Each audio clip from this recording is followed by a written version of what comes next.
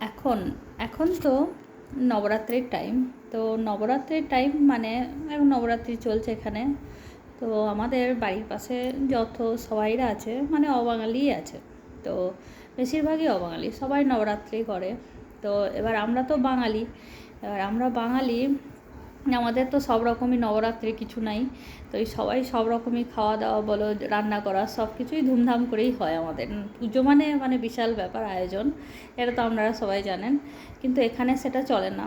আমাদের বাড়ির পাশে সবাই অবাঙালি আছে বলে আমরাও মানে যবে থেকে দিল্লি মানে এখানে আছি তবে থেকে আমরাও কোনো দিন মানে কোনো কিছু রান্না করি না। এই 9 দিন 10 দিন নিরামিষই খাই, পুজো করি।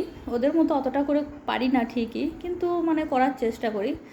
যাই হোক, মানে পুজোটা করা হয়। আর নিরামিষটা আমরা পিওর নিরামিষ খাই, মানে পেঁয়াজ রসুন বলুন কিচ্ছু না। মানে এই জন্যে করা হয় না, যদি রান্না করি তা ওদের মানে একটু মানে স্মেলগুলো যাবে। রান্না করলেই বাইরে একটুখানি স্মেল তো হবেই।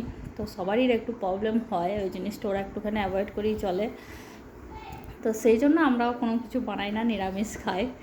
তো এবার নিরামিষ খেয়ে খেয়ে আমাদের যেটা অভ্যাস নেই বাড়িতে থাকা, আর যে নিরামিষ খেয়ে অভ্যাস নেই, তো তো সেই জন্য মনে হয় যেন কিছু কিছু না কিছু কিছু একটুখানি মানে অন্য ধরনের খাবার খাই। এবার নিরামিষ খাই যখন, অন্য কিছু খেলেও চলবে না, বাইরের যেটা খাবার খাবে সবেতেই মানে এখন প্যাকেজিং খাবার বলো যাই বলো, কুরকুরে চিপস যাই হোক, সবেতেই পেঁয়াজ রসুনের মানে পাউডার থাকেই।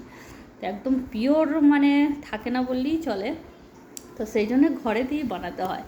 সেই জন্য আমিও মানে বেশিরভাগ জিনিসই ঘরেই বানানো হয়।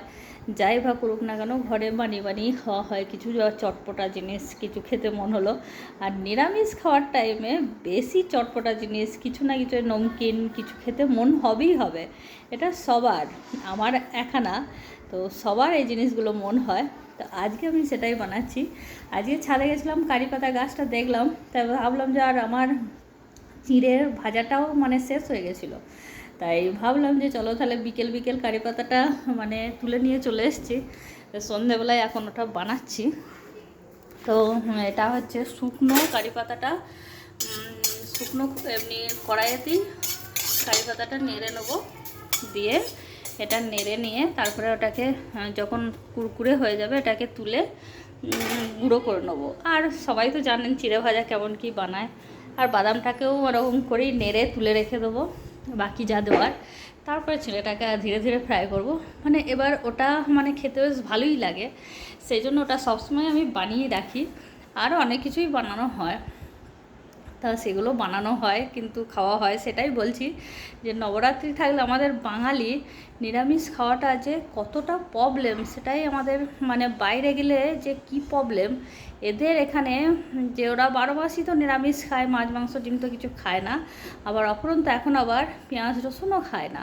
কতটা মানে জিনিস। হ্যাঁ, একদিকে অবশ্য ভালো, কিন্তু আমরা বাঙালিরা পারি না, এটাই হচ্ছে প্রবলেম। কিছু করার নেই, কিন্তু তাহলেও আমরা চেষ্টা করি। চলুন আমি ওটা বানাই। আপনারা সবাই ভালো থাকবেন, সুস্থ থাকবেন, আর পুজো এনজয় করুন। টাটা।